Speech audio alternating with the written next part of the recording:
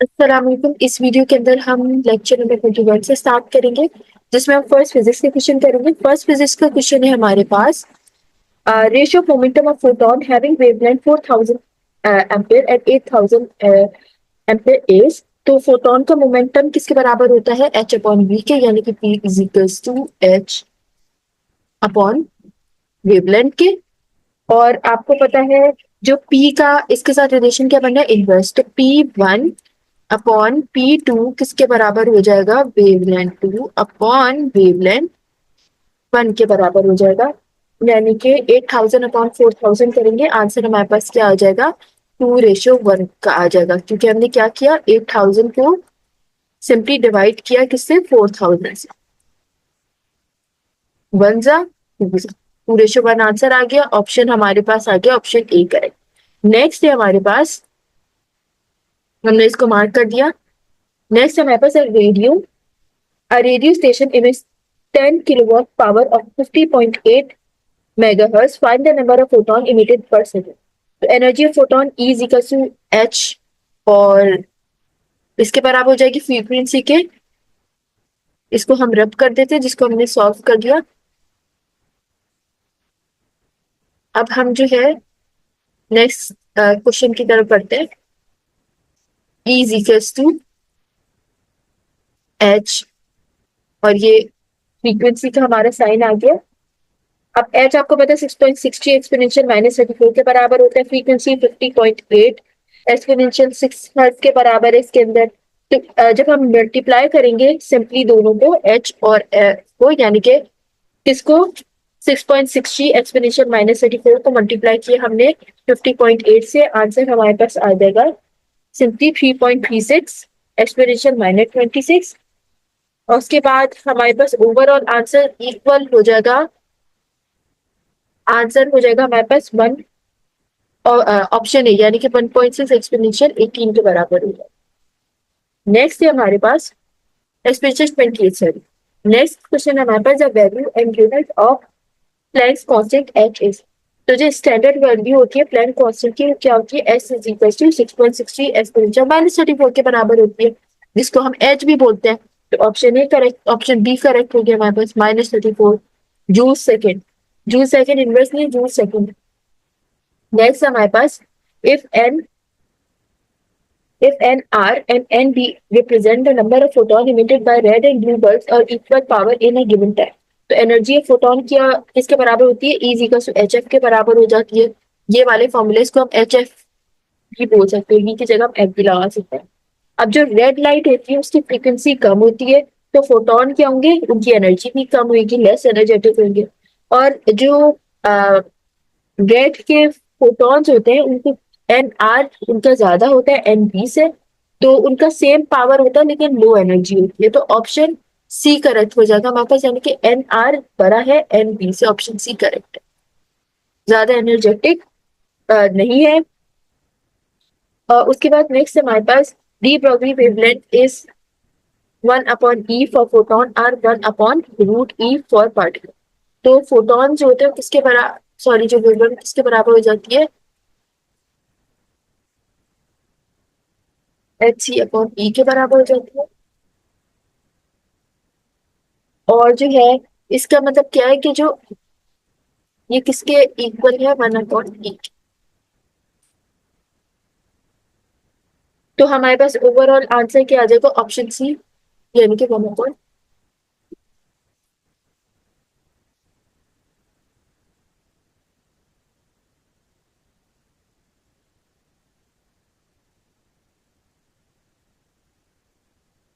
Next question है हमारे पास, a photon of energy 3.4 eV is incident on a metal with work function 2 eV, max kinetic energy is equals to। तो जो kinetic energy होती है किसके इक्वल होती है? एनर्जी ऑफ फोटोन के, और उसका माइनस किससे कर रहे हैं? वर्क फंक्शन से, यानी कि 3.4 को हम माइनस कर रहे हैं दूसरे, तो आंसर हमारे पास आ जाएगा 1.4। ऑप्शन ए हमारा करेक्ट हो जाएगा। हमने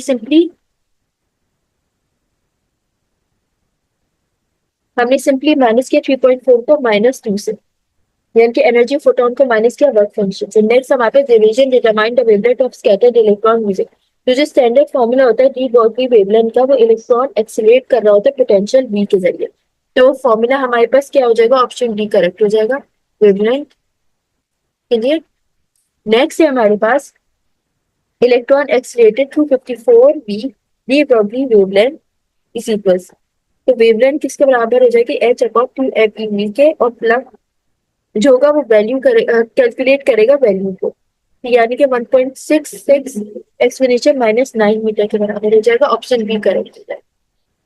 नेक्स्ट है हमारे पास electron has de Broglie wavelength, यानी कि वेवलेंथ किसके बराबर हो जाएगी, वी के। तो प्रोटॉन क्या होगा, 4 मीटर। तो आपको पता है जो इक्वल चार्ज पार्टिकल होते हैं वो किसके इक्वल हो जाते हैं,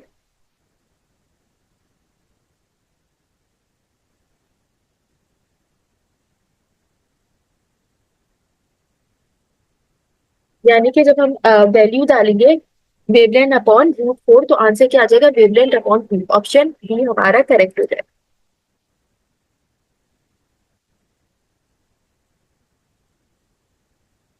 अब नेक्स्ट क्वेश्चन है हमारे पास, proton and alpha particle accelerated through same V ratio, wavelength P upon wavelength alpha. तो क्या हो जाएगा, हमने ये फॉर्मूला लगाया एच अपॉन रूट 2 m/v। तो m की वैल्यू हमें पता है 4 mp के बराबर है और q 2e के बराबर है इस क्वेश्चन में, क्वेश्चन नंबर 10 में। तो यानी कि प्रोटॉन की वेवलेंथ और अल्फा रेज की वेवलेंथ को हमने कैलकुलेट किया, हमारे पास आंसर आ जाएगा √8, जो कि किसके बराबर है, √2 अपॉन √8 के, यानी कि ऑप्शन बी हमारा आंसर। नेक्स्ट क्वेश्चन है हमारे पास 11। अब हम नेक्स्ट क्वेश्चन 11 से कंटिन्यू करते हैं। If E1, E2, E3 are the kinetic energies of an electron, alpha particle and proton respectively, all with same de Broglie wavelength, then तो E1 किसके ज्यादा बड़ा होता है, E3 से, और E3 किससे ज्यादा बड़ा होता है, E2 से। क्योंकि जो इलेक्ट्रॉन है वो सबसे ज्यादा हैवी होगा, उसके बाद कौन सा हैवी होगा, उसके बाद प्रोटॉन हैवी होगा, उससे कम कौन हैवी होगा, अल्फा हैवी होगा। तो E1 is greater than E3, then E3 is greater than E2, यानी कि स्मॉलर मास होगा और ग्रेटर एनर्जी होगी, तो फिर वेवलेंथ क्या हो जाएगी, सेम हो जाएगी, ऑप्शन ए करेक्ट हो जाएगी। नेक्स्ट हमारे पास, if the kinetic energy of a free electron doubles if if de Broglie wavelength changes by a factor. तो क्या हो जाएगा, uh, हमें पता है वेवलेंथ का फॉर्मूला क्या, 1/√e, और e को अगर हम डबल करेंगे तो वो क्या हो जाएगा, 1/√2 2 के बराबर हो जाएगा, यानी कि ऑप्शन सी के बराबर हो जाएगा। नेक्स्ट हमारे पास, arrange de Broglie wavelength same energy 1 MeV in increasing order. तो सेम एनर्जी किसके बराबर हो गई, वेवलेंथ डायरेक्टली प्रोपोर्शन है 1/√m के। तो हैवियर पार्टिकल होगा उसका छोटा वेवलेंथ होगा, शॉर्ट वेवलेंथ होगा, यानी कि जो अल्फा का मास होगा वो सबसे ज्यादा होगा, फिर प्रोटॉन का मास होगा, फिर न्यूट्रॉन का मास होगा, उसके बाद इलेक्ट्रॉन का मास होगा। तो ये एनर्जी ऑर्डर होता है, ऑप्शन डी करेक्ट हो जाएगा। नेक्स्ट है हमारे पास, correct relation between wave and particle nature of radiation. जब हम कंबाइन करते हैं इजिकल्स टू एच एफ, तो वो यानी कि क्या हो सकता है, हम C is equals to C is equals to wavelength F भी कह सकते हैं, एफ। और यानी कि हम क्या करेंगे, ये हमारे पास फॉर्मूला है, जब हम इसकी पोजीशन को चेंज करते हैं तो ये f is equals to c upon wavelength हो जाता है। तो ऑप्शन ए हमारा करेक्ट हो जाएगा। नेक्स्ट है हमारे पास, which has the largest energy content. तो जो गामा रेज होती है उसकी हाईएस्ट फ्रीक्वेंसी होती है इन सब में, तो ऑप्शन ए करेक्ट हो जाएगा, जिसको हम इससे रिप्रेजेंट करते हैं। नेक्स्ट है हमारे पास, चूज करेक्ट रिलेशनशिप। तो कोई भी सही नहीं है इसके अंदर, क्योंकि E is equals to H f के बराबर हो तो इसके अंदर, और ये गलत है, तो ऑप्शन कोई भी ऑप्शन सही नहीं होगा। हाँ, हम इसको आंसर कह सकते हैं अगर हम इसको हटा दें, ये आंसर हो जाएगा। नेक्स्ट है हमारे पास, best evidence for wave nature of matter. तो जो इलेक्ट्रॉन है उसके अंदर डिफ्रैक्शन हो रही होती है, उसका जो की एक्सपेरिमेंट होता है वो क्या बता रहा होता है, वो मैटर की वेव्स को बता रहा होता है। तो रिफ्लेक्शन हो रही है इलेक्ट्रॉन की क्रिस्टल के जरिए, तो ऑप्शन डी करेक्ट हो जाएगा हमारे पास। नेक्स्ट है हमारे पास, momentum of a wave with wavelength 1.32 exponential -9 metre किसके बराबर हो जाएगा? P is equal to H upon wavelength के बराबर हो जाएगा। तो ऑलमोस्ट इक्वल है वो 5 एक्सपोनेंशियल माइनस 25 के। ऑप्शन सी करेक्ट हो जाएगा। नेक्स्ट है हमारे पास frequency of a photon with momentum 4.42 exponential minus 26 newton per second, newton second. तो हमने कौन सा फॉर्मूला लगाया? P is equal to H F upon C लगाया। हम F को अलग कर देंगे, यानी कि क्या हो जाएगा? F इज इक्वल टू, हमने पहले कौन सा फॉर्मूला लगाया था? P is equal to H F upon C. अब हमने क्या किया? F is equal to P C upon H. तो आंसर हो जाएगा 2 एक्सपोनेंशियल 16 के बराबर।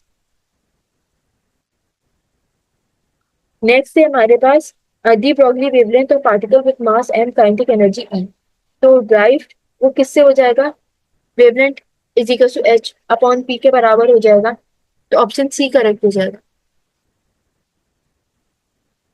नेक्स्ट है हमारे पास इलेक्ट्रॉन स्पीड 1.0 एक्सपोनेंशियल 7 मीटर पर सेकंड डी ब्रॉगली वेवलेंथ। तो किसके बराबर, कौन सा फॉर्मूला हमने लगाया? हमने लगाया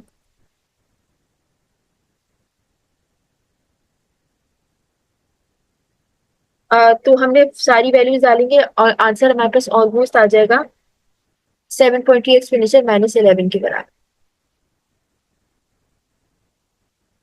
नेक्स्ट है हमारे पास 5 volt LED 80% converted to photon of 660 nanometre, find number of photon per second. तो एनर्जी पर फोटोन किसके बराबर होती है? Is equal to h c upon lambda के, यानी कि वेवलेंथ के।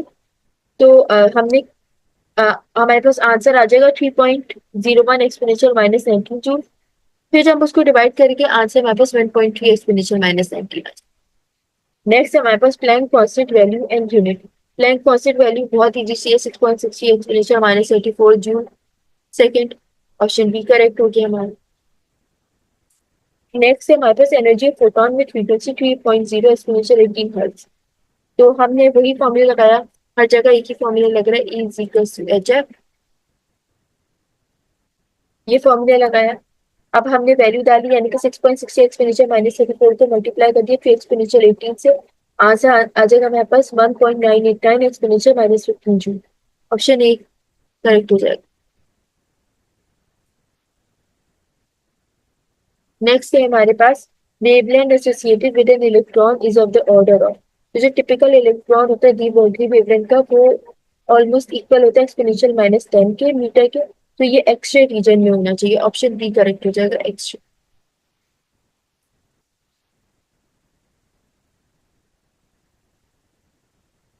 ठीक है, अब जो है हम केमिस्ट्री के क्वेश्चंस की तरफ बढ़ते हैं। अब जो है हम केमिस्ट्री के क्वेश्चन की तरफ बढ़ते हैं। तो केमिस्ट्री का फर्स्ट क्वेश्चन हमारे पास, which of the following do not obey the octet rule. तो BeCl2 और जो PCl5 होता है वो ओबे नहीं करता ऑक्टेट रूल को, क्योंकि जो बेरिलियम होता है Be, उसके पास 4 इलेक्ट्रॉन ही होते हैं वैलेंस शेल में, और जो फास्फोरस होता है PCl5 उसके पास 10 इलेक्ट्रॉन होते हैं उसके वैलेंस शेल में, यानी कि एक्सपेंडेड ऑक्टेट। तो ऑप्शन सी करेक्ट हो जाएगा हमारे पास। नेक्स्ट क्वेश्चन है हमारे पास, नेक्स्ट क्वेश्चन है, one of the electronic configuration of copper -29 is regarded as symmetrical, identify from the following. तो जो कॉपर होता है उसका एटॉमिक नंबर क्या होता है? 29 होता है।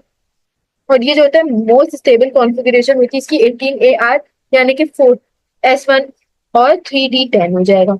और ये कॉन्फ़िगरेशन क्या होती है? सिमेट्रिकल होती है, क्योंकि जो 3d ऑर्बिटल होता है वो पूरी तरह से भरा हुआ होता है, जो कि उसकी एनर्जी को मिनिमाइज कर देता है। तो ऑप्शन सी हमारे पास करेक्ट हो जाएगा। नेक्स्ट है हमारे पास, many ionic compound do not dissolve in water, only those ionic compound are soluble in water for which. तो जो आयनिक कंपाउंड होते हैं जो कि डिसॉल्व हो जाते हैं वाटर के अंदर, यानी कि जो हाइड्रेशन एनर्जी होती है वो क्या होती है? वो एनर्जी होती है जो कि रिलीज हो जाती है जब वाटर मॉलिक्यूल के सराउंड हो जाती है किसके? आयंस के हो जाते हैं। और उसके अलावा जो ये ग्रेटर होती है लैटिस एनर्जी से, और लैटिस एनर्जी क्या होती है? वो एनर्जी होती है जो कि सेपरेट आयन को सॉलिड के अंदर मौजूद होती है उसमें। तो ऑप्शन बी हमारा करेक्ट हो जाएगा, hydration energy is greater than lattice energy. Next है हमारे पास, in which bond is the electron density maximum between the nuclear of two bonded atom. तो जो सिग्मा बॉन्ड होते हैं उसकी जो इलेक्ट्रॉन डेंसिटी होती है वो कॉन्सेंट्रेटेड होती है दो न्यूक्लियाई के अलोंग द एक्सिस, और फिर वो किसको कनेक्ट कर रही होती है? और ये लोगों को कनेक्ट कर रही होती है, दोनों न्यूक्लियाई को, और इनकी स्ट्रॉन्गर को बॉन्ड को स्ट्रॉन्गर बना रही होती है और ज्यादा स्टेबल करती है as compare to pi bond. तो ऑप्शन ए करेक्ट हो जाएगा, सिग्मा बॉन्ड ज्यादा स्ट्रॉन्गर है। नेक्स्ट है हमारे पास, हम ऐसे भी कहते हैं एस पर स्ट्रॉन्ग, एस पर स्टिग्मा सिग्मा। सॉरी, नेक्स्ट है हमारे पास which of the following bond explain the nature of HCl। तो जो HCl की बॉन्ड होती है वो पोलर कोवलेंट होती है, क्योंकि जो क्लोरीन होता है वो ज्यादा इलेक्ट्रोनेगेटिव होता है हाइड्रोजन से, जिसकी वजह से अनइक्वल शेयरिंग होती है इलेक्ट्रॉन की। तो ऑप्शन सी हाँ करेक्ट हो जाएगा हमारे पास, पोलर कोवलेंट बॉन्ड। नेक्स्ट है हमारे पास coordinate covalent bond is present है। तो जो NH4 होता है वो क्या होता है, नाइट्रोजन एटम होता है जो कि डोनेट कर रहा होता है दो इलेक्ट्रॉन को, ताकि बॉन्ड बना सके हाइड्रोजन आयन से। और ये करेक्टरिस्टिक होती है किसी कोऑर्डिनेट कोवलेंट बॉन्ड की। तो ऑप्शन बी करेक्ट हो जाएगा हमारे पास, NH4। नेक्स्ट है हमारे पास as compare to pure atomic orbitals hybrid orbital है। तो जो हाइब्रिड ऑर्बिटल होते हैं वो मिक्स होते हैं एटॉमिक ऑर्बिटल के, और वो रिजल्ट किसके अंदर रिजल्ट करते हैं, वो लोअर एनर्जी के स्टेट को फ्लो करते हैं। उसके अलावा ये ज्यादा स्टेबल होते हैं बॉन्डिंग में। तो ऑप्शन बी करेक्ट हो जाएगा हमारे पास, लोअर लो एनर्जी। नेक्स्ट है हमारे पास which of the following bond is least polar. तो जो इलेक्ट्रोनेगेटिविटी होती है वो डिफरेंस होती है हाइड्रोजन और आयोडीन के अंदर, और इसकी जो स्मॉलेस्ट होती है किसके अंदर, स्मॉलेस्ट होती है इन सारे ऑप्शन में हाइड्रोजन और आयोडीन की। और इनकी जो बॉन्ड होती है वो लीस्ट पोलर होती है। तो ऑप्शन सी हमारा करेक्ट हो जाएगा। नेक्स्ट है हमारे पास which of the following compound participate in hydrogen bonding. तो CH2NH2 होती है, वो क्या होती है, एक मिथाइलमाइन होती है जो कि हाइड्रोजन बॉन्ड को बना रही होती है, किसकी मौजूदगी में, किसकी वजह से होती है, प्रेजेंस, नाइट्रोजन की प्रेजेंस की वजह से होती है, नाइट्रोजन एटम की वजह से। और ये लोन पेयर बनाती है इलेक्ट्रॉन का हाइड्रोजन एटम जिससे अटैच होता है। तो ऑप्शन सी हमारे पास करेक्ट हो जाएगा, CH3NH2। नेक्स्ट है हमारे पास which of the following is least inert. तो नियॉन जो होता है वो क्या है, एक नोबल गैस होता है। ऑल्दो वो एक नोबल गैस है, लेकिन वो एक ऐसे कंपाउंड बना रहा होता है जो कि उसके पास एबिलिटी होती है एक्सपैंड होने की उसकी वैलेंस शेल के अंदर। और वो रिएक्ट किस कंडीशन के अंदर होता है, कुछ कंडीशन के अंदर होता है जो कि हीलियम, नियॉन और आर्गन में नहीं होता। तो ऑप्शन डी करेक्ट हो जाएगा, नियॉन।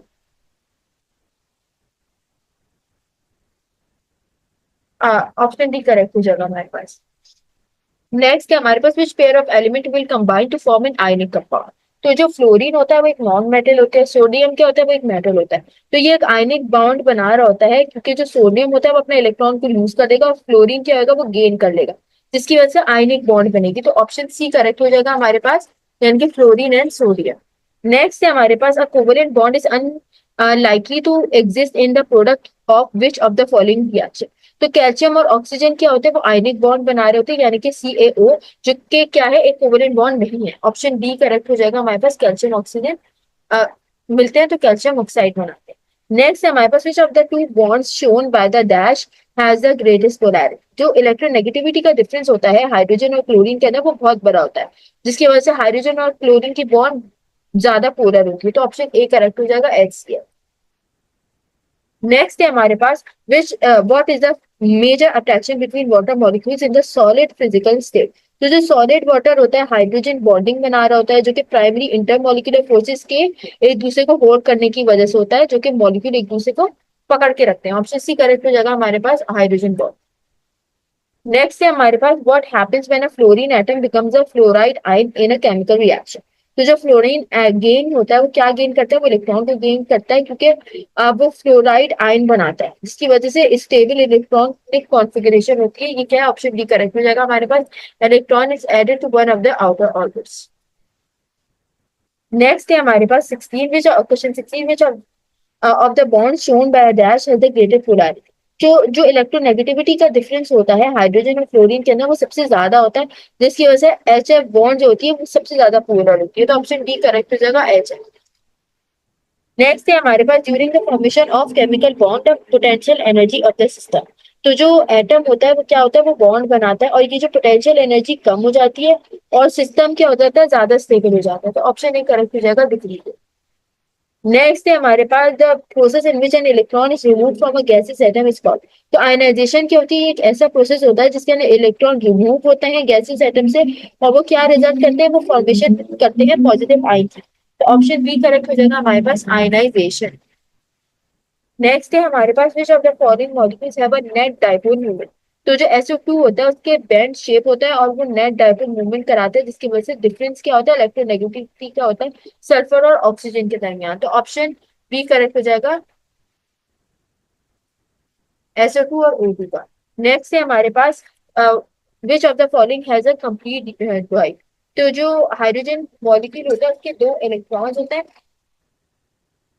उसके वैलेंस शेल में, जो कि सेटिस्फाई कर रहे होते हैं ड्यू रूल को हाइड्रोजन के लिए। तो ऑप्शन ए करेक्ट हो जाएगा हमारे पास, हाइड्रोजन मॉलिक्यूल। नेक्स्ट है हमारे पास the correct order of bond length is. तो जो एटॉमिक साइज होता है वो क्या होता है, वो कम हो जाता है बॉन्ड लेंथ, और जनरली जब कम होने लगती है तो यानी कि ऐसे ऐसे की सबसे कम होगी, उसके बाद कार्बन कार्बन की उससे ज्यादा होगी, और नाइट्रोजन नाइट्रोजन की सबसे ज्यादा होगी। इसका करेक्ट ऑर्डर है, तो ऑप्शन ए हमारा करेक्ट हो जाएगा। नेक्स्ट है हमारे पास the correct order of bond energy is. तो जो ट्रिपल बॉन्ड होती है जैसे कि नाइट्रोजन नाइट्रोजन के दरमियान इनकी हाई बॉन्ड एनर्जी होती है, और सिंगल बॉन्ड जैसे कि फ्लोरीन क्लोरीन के दरमियान ये सबसे वीक होती है रिपल्जन की वजह से क्लोरीन एटम में। तो ऑप्शन सी करेक्ट हो जाएगा। नेक्स्ट है हमारे पास in which of the following is the bond length between carbon to carbon the longest. तो हेक्सेन जो होता है उसका सिंगल बॉन्ड होता है, उसके अंदर सिंगल बॉन्ड होता है कार्बन एटम्स के अंदर, जो कि लॉन्गर होता है ट्रिपल बॉन्ड में, और वो किसके अंदर मौजूद होता है, एसिटाइल के अंदर मौजूद होता है, और वो डबल बॉन्ड बना रहा होता है इथाइलिन और कार्बन डाइऑक्साइड। ऑप्शन बी हो जाएगा हमारा आंसर हेक्सेन। नेक्स्ट है हमारे पास which of the following is an ionic oxide. तो जो ZnO होता है वो एक आयनिक ऑक्साइड है, जैसे कि जिंक है वो एक मेटल है, और वो आयनिक बॉन्ड बनाता है ऑक्सीजन के साथ। ऑप्शन सी करेक्ट हो जाएगा हमारे पास, Zn। नेक्स्ट है हमारे पास 25 which of the following is an ionic oxide, sorry in which, question 25 है in which molecule are intermolecular forces of attraction the strongest in three. तो जो सोडियम और हाइड्रोजन होती है वो क्या बनाते हैं, वो आयनिक बॉन्ड बना रहे होते हैं NaH के अंदर, जो कि किसके अंदर इन्वॉल्व होती है, वो स्ट्रॉन्ग इलेक्ट्रोस्टैटिक इंटरेक्शन करा रही होती है, इसकी वजह से इंटरमॉलिक्यूलर फोर्सेस सबसे ज्यादा स्ट्रॉन्ग होती है। ऑप्शन ए हमारा करेक्ट हो जाएगा, inter combination of sodium hydrogen to form NaH। अब हम जो है हम बायोलॉजी के क्वेश्चंस की तरफ बढ़ते हैं। अब जो है बायोलॉजी का फर्स्ट क्वेश्चन है हमारे पास, concept of evolution was first presented by which of the following scientist.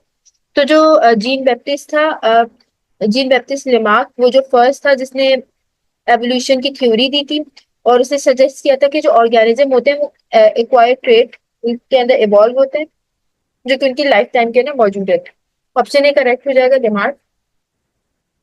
Next है हमारे पास earliest life form on earth is. तो जो अगर हम सब ऑप्शन में देखें, जो वायरियन है, वायरॉइड है, प्रायन है, ये इनमें से कोई भी जो है अर्लीस्ट लाइफ फॉर्म में नहीं आता।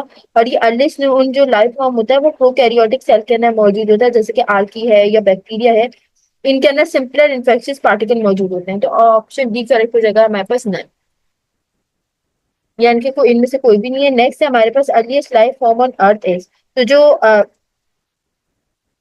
सॉरी नेक्स्ट है हमारे पास the process that has transform life on earth from its earliest form to vast diversity. तो जो एवोल्यूशन होता है वो एक ऐसा प्रोसेस होता है जिसके अंदर मुख्तलिफ किस्म के जो लिविंग ऑर्गेनिज्म होते हैं वो डेवलप होते हैं, उनके अंदर डाइवर्स नेचर होता आता है, और इसके अंदर क्या होता है ड्यूरिंग पूरी हिस्ट्री ऑफ अर्थ यानी कि चेंज होता रहता है। ऑप्शन बी करेक्ट हो जाएगा हमारे पास, एवोल्यूशन। नेक्स्ट है हमारे पास during Aristotle time it was thought that, Aristotle के टाइम में क्या बात सोची जाती थी कि एरिस्टोटल बिलीव करता था कि जो हायरार्कियल अरेंजमेंट होती है लाइफ की, सिंपल से कॉम्प्लेक्स की तरफ जाती है, यानी कि एक टाइप ऑर्गेनिज्म की दूसरी टाइप को ओरिजिनेट करती है। ऑप्शन सी करेक्ट हो जाएगा हमारे पास, बोथ ए एंड बी दोनों चीजें करेक्ट है। एक तो कॉम्प्लेक्स और ये जो होता है राइज कराती है। नेक्स्ट है हमारे पास मेथानोफायरस कैंटलेरी is an organism that lives in an extreme environment. What sort of organism is this? तो जो आर्की होता है वो एक माइक्रो ऑर्गेनिज्म होता है जिसके अंदर जो कि बहुत टाइम जिंदा रहता है, एक्सट्रीम एनवायरनमेंट के अंदर रह सकता है वो, और उसके अंदर हाइड्रोथर्मल वेंट्स भी मौजूद होता है। ऑप्शन सी करेक्ट हो जाएगा हमारे पास, आर्क। नेक्स्ट है हमारे पास flagella might have arisen through the injection of which of the following. तो जो मुख्तलिफ साइंटिस्ट होते हैं वो क्या बिलीव करते हैं कि जो फ्लैजिला होता है क्योंकि इवॉल्व पर आता है स्पायरोकीट बैक्टीरिया से, इसकी वजह से अपनी स्पाइरल और मोटाइल नेचर की वजह से। ऑप्शन डी करेक्ट हो जाएगा हमारे पास, स्पायरो। नेक्स्ट है हमारे पास Carolus Linnaeus was a believer in which of the following. तो जो कॉर्लियस लिनियस था वो स्पेशल क्रिएशन पर बिलीव करता था, और उसका मानना था कि जो स्पीशीज है वो क्रिएट की है गॉड ने, और वो चेंज नहीं हो सकती। तो ऑप्शन ए करेक्ट हो जाएगा। नेक्स्ट है हमारे पास, और ये बहुत इंपॉर्टेंट था ये क्वेश्चन, नेक्स्ट है हमारे पास which of the following is not an example of evidence supporting the endosymbiotic theory. तो ये सारे ऑप्शन जो है ये एंडोसिम्बायोटिक थ्योरी को सपोर्ट नहीं करते, तो ऑप्शन डी करेक्ट हो जाएगा, नन ऑफ दीज। नेक्स्ट है हमारे पास, when will two population be consider different species. तो जो स्पीशीज होती है उनको कौन डिफाइन करता है, उनको उनकी एबिलिटी डिफाइन करती है कि वो इंटरब्रीड कर सकते हैं, वो प्रोड्यूस कर सकते हैं फर्टाइल ऑफस्प्रिंग को, और एक बार अगर ये लॉस कर दे तो वो क्या कराते हैं, सेपरेट स्पीशीज बना सकते हैं, उनको अलग स्पीशी माना जाता है फिर। ऑप्शन डी हमारे पास करेक्ट हो जाएगा कि when they are no longer able to interbreed. Next है हमारे पास, who said giraffes have long necks because they wanted to eat tall trees। तो लिमार्क ने ये बात बताई थी कि जिराफ ने अपनी नेक को स्ट्रेच किया था जिसकी वजह से, ताकि वो ज्यादा ऊपर लीव्स को खा सके, इसलिए जो इनके ट्रेट है उनके ऑस्ट्रिंग में चला गया, तो इसलिए लिमार्क का ये पॉइंट था जो कि गलत था बिल्कुल। नेक्स्ट है हमारे पास, who hypothesized that organism evolved through inheritance of acquired character। तो जो लिमार्क था उसने ये आइडिया दिया था कि एक्वायर्ड होती हैं कुछ ट्रेट्स ड्यूरिंग लाइफ और वो पास हो जाती हैं ऑफस्प्रिंग में, तो ऑप्शन डी करेक्ट हो जाएगा, लिमार्क। नेक्स्ट है हमारे पास, which of the following can be describe by Lamarckism. तो ये सारी चीजें जो है ये लिमार्क के बारे में बता रही होगी जो कि इनहेरिट करती हैं, तो ऑप्शन डी करेक्ट हो जाएगा, ऑल ऑफ दिस। नेक्स्ट हमारे पास, use and disuse organ theory was proposed by. तो लिमार्क ये बिलीव करता था कि ऑर्गन जो कि इस्तेमाल होते हैं वो ज्यादा स्ट्रॉन्ग होते चले जाते हैं और लार्ज होते चले जाते हैं, जो कि डिमिनिश हो जाता है फिर। ऑप्शन ए करेक्ट हो जाएगा, लिमार्क, ये लिमार्क का मानना था। नेक्स्ट है हमारे पास, नेचुरल सिलेक्शन कैन एम्पलीफाई और डिमिनिश वेरिएशन दैट आर। तो जो वाहिद ट्रेड जो कि पास हो जाता है पेरेंट्स ऑफस्प्रिंग के अंदर जो कि हेरिटेबल होता है, वो एक्ट किस पर एक्ट करता है, वो नेचुरल सिलेक्शन पे एक्ट करता है। ऑप्शन ए करेक्ट हो जाएगा, हेरिटेबल। नेक्स्ट है हमारे पास, who developed a theory of natural selection similar to Darwin. तो जो वेलिस जो था उसने इंडिपेंडेंटली डेवलप की थी इस थ्योरी को, नेचुरल सिलेक्शन को, और इसको को पब्लिश किसने की थी, डार्विन के साथ की थी, तो ऑप्शन बी करेक्ट हो जाएगा, अल्फ्रेड वेलिस। नेक्स्ट है हमारे पास, Darwin was greatly influenced by. तो जो मेलिथिस था उसका आइडिया था कि ओवर पॉपुलेशन जो होती है और स्ट्रगल होता है रिसोर्सेज के, वो हेल्प करती है डार्विन की थ्योरी को, तो ऑप्शन ए करेक्ट हो जाएगा हमारे पास, essay on population of Malthus. Next है हमारे पास, Darwin theory mainly focuses on. तो जो डार्विन की थ्योरी होती है किस पे एम्फसाइज करती है, नेचुरल सिलेक्शन पे एम्फसाइज करती है, वो प्राइमरी उसका मैकेनिज्म होता है एवोल्यूशन। ऑप्शन बी हमारा करेक्ट हो जाएगा फिर, driving force of evolution. Next है हमारे पास, which theory tells about adaptation. तो जो नेचुरल सिलेक्शन की थ्योरी होती है वो एक्सप्लेन करती है ऑर्गेनिज्म को कि वो किस तरह अडेप्ट करे अपनी अपनी एनवायरमेंट के अंदर जनरेशन के साथ साथ, तो ऑप्शन ए करेक्ट हो जाएगा हमारे पास, Darwin natural selection theory. Next है हमारे पास, island near South American coast. तो जो गैलापागोस आइलैंड है वो की होती है डार्विन के ऑब्जर्वेशन के बारे में, तो ऑप्शन बी करेक्ट हो जाएगा, गैलापागोस। नेक्स्ट हमारे पास, Darwin visited which island in 1836। उसने गैलापागोस आइलैंड पर विजिट किया था, ऑप्शन ए करेक्ट हो जाएगा हमारे पास, ये पूछा गया। नेक्स्ट हमारे पास, lowest level of biological organization on which natural selection acts. तो जो नेचुरल सिलेक्शन होती है किस पे एक्ट करती है, वो इंडिविजुअल पे एक्ट करती है, लेकिन उसके अफेक्ट किस पे होता है, वो पॉपुलेशन लेवल पर होता है। ऑप्शन बी करेक्ट हो जाएगा, इंडिविजुअल। नेक्स्ट है हमारे पास, which organism would be most biologically fit. तो जो फिटनेस होती है एवोल्यूशन में, वो कौन मेजर करता है, वो नंबर ऑफ सक्सेसफुल ऑफस्प्रिंग बताते हैं। तो हमें सबसे ज्यादा क्या होगा, लाइज अगर 27 ईयर है तो प्रोड्यूस 6 ऑफस्प्रिंग कर रहा है, तो ये ज्यादा बेहतर। नेक्स्ट है हमारे पास, the book in which Darwin publish the theory of evolution. तो जो ओरिजिन ऑफ स्पीशी है वो बुक है जिसमें डार्विन ने पब्लिश की थी थ्योरी ऑफ एवोल्यूशन, तो ऑप्शन बी हमारा करेक्ट हो जाएगा। नेक्स्ट है हमारे पास, what best determine the fitness of an organism. तो जो फिटनेस होती है वो डायरेक्टली रिलेट करती है रिप्रोडक्टिव सक्सेस से, तो जो नंबर होते हैं ऑफस्प्रिंग के वो कितने बन रहे हैं ऑर्गेनिज्म के, उस पर डिपेंड करता है ऑर्गेनिज्म। ऑप्शन ए हमारा करेक्ट हो जाएगा। नेक्स्ट है हमारे पास, what is the definition of fitness in terms of evolution. तो जो एबिलिटी होती है ऑर्गेनिज्म को कि वो कंट्रीब्यूट कर सके अपने जीन्स में और फ्यूचर जनरेशन में, वो होती है फिटनेस। ऑप्शन डी हमारा करेक्ट हो जाएगा। अब हम जो है इंग्लिश के क्वेश्चन की तरफ पढ़ते हैं। तो इंग्लिश का फर्स्ट क्वेश्चन है हमारे पास, वी आर प्लेइंग क्रिकेट। तो इसका आंसर क्या हो जाएगा, cricket is being played by अस। तो प्रेजेंट कंटिन्यूस टेंस को यानी कि इज आर बीइंग को हमने उसके अंदर पास्ट पार्टिसिपेंट ऐड कर दिया पैसिव में, तो ऑप्शन बी हमारा करेक्ट हो जाएगा। नेक्स्ट है हमारे पास, we played hockey in the afternoon. तो ये क्या हो जाएगा, वॉज वर्ड के साथ हम part participate past participle add कर देंगे पैसिव में, यानी कि hockey was played by us in the afternoon, option B correct हो जाएगा।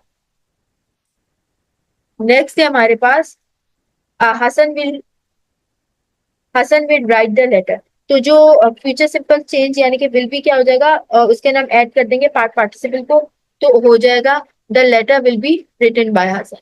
नेक्स्ट है हमारे पास the doctor was examining him. तो क्या हो जाएगा, वॉज वर बीइंग के अंदर पास्ट पार्टिसिपल ऐड हो जाएगा, यानी कि he was being examined by the.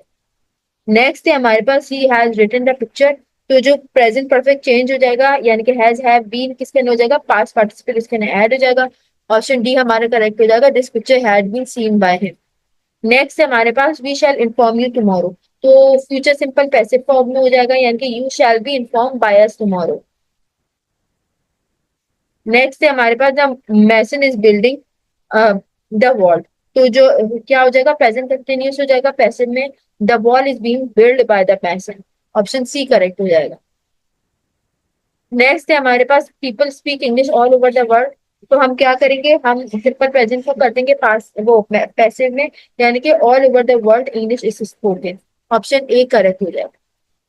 Next है हमारे पास all his friends laugh at him. तो क्या हो जाएगा, इसको हम सिंपल पास कर देंगे पैसिव पे, he was laughed at by all his friend, option C correct हो जाएगा। नेक्स्ट है हमारे पास will the people accept your explanation. तो फ्यूचर इंटेरोगेटिव कर देंगे हम पैसिव में, यानी कि will your explanation be accepted by the people, option A correct हो जाएगा। नेक्स्ट है हमारे पास I shall give you a book. तो क्या हो जाएगा, a book will be given to you bye मी, यानी कि हमने फ्यूचर सिंपल को पैसिव में कर दिए, दो ऑब्जेक्ट्स लगा दिए हमने, ऑप्शन ए करेक्ट हो जाएगा, a book will be given to you by. Next है हमारे पास our teacher taught us a new lesson. तो पास सिंपल कर देंगे हम पैसिव में, यानी कि new lesson was taught to us by our teacher, option B correct हो जाएगा। नेक्स्ट है हमारे पास I write a letter to my father. तो सिंपल प्रेजेंट पैसिव कर देंगे, सिंपल प्रेजेंट कर देंगे हम पैसिव में, तो आंसर क्या आ जाएगा, letter is written to my father by me, इनका ऑप्शन ए करेक्ट हो जाएगा। नेक्स्ट है हमारे पास the boy is flying a kite. तो हम प्रेजेंट कंटिन्यूस कर देंगे पैसिव में, यानी कि a kite is being flown by this boy, option B correct हो जाएगा। नेक्स्ट है हमारे पास वी ईट फूड। तो क्या हो जाएगा, food is eaten by us, ये हमने सिंपल प्रेजेंट कर दिया पैसिव में, ऑप्शन ए करेक्ट। नेक्स्ट है हमारे पास ही सिंगिंग अ सॉन्ग, यानी कि हमने क्या कर देंगे हम इसे, a song is being sung by us, तो बाय लगा देंगे और ऑप्शन डी हमारा करेक्ट हो जाएगा। नेक्स्ट है हमारे पास he has posted the letter. तो क्या हो जाएगा, प्रेजेंट परफेक्ट कर देंगे हम पैसिव में, यानी कि the letter has been posted by him, option A correct हो जाएगा। नेक्स्ट है हमारे पास he will lend me this book. क्या हो जाएगा, फ्यूचर पैसिव वॉइस लगाएंगे, the book will be lend to me by him, option B correct हो जाएगा। नेक्स्ट है हमारे पास has he won the first prize. तो प्रेजेंट परफेक्ट करेंगे हम इंटरोगेटिव पैसिव में, यानी कि has the first prize been won by him, option A हमारा आंसर हो जाए। नेक्स्ट है हमारे पास I saw him at the station. तो क्या हो जाएगा, सिंपल पास कर देंगे पैसिव में, he was seen by me at the station, option C correct हो जाए। नेक्स्ट है हमारे पास I do not see him. तो क्या हो जाएगा, he is not seen by me. Negative sentence को हम प्रेजेंट पैसिव में कर देंगे, यानी कि ऑप्शन बी हमारा करेक्ट हो जाएगा। नेक्स्ट है हमारे पास I did not learn my lesson. तो क्या हो जाएगा, पास नेगेटिव पैसिव कर देंगे हम, यानी कि my lesson was not learn by me, option D correct हो जाएगा। नेक्स्ट है हमारे पास he had eaten the fruit. तो क्या हो जाएगा, the fruit had been eaten by him. हमने क्या किया, पास परफेक्ट कर दिया पैसिव में, ऑप्शन ए करेक्ट हो जाएगा। नेक्स्ट है हमारे पास शी कुक्स द फूड। तो क्या हो जाएगा, the food is cooked bye her. Simple present कर दिया हमने पैसिव में, ऑप्शन ए कर आंसर हो गया हमारा। नेक्स्ट है हमारे पास last they will meet me. तो हम क्या करेंगे, I shall be met by them. तो हमने फ्यूचर सिंपल कर दिया पैसिव में, ऑप्शन डी हमारा आंसर होगा। तो जजाकल्ला हमने लेक्चर 21 के सारे क्वेश्चन सॉल्व कर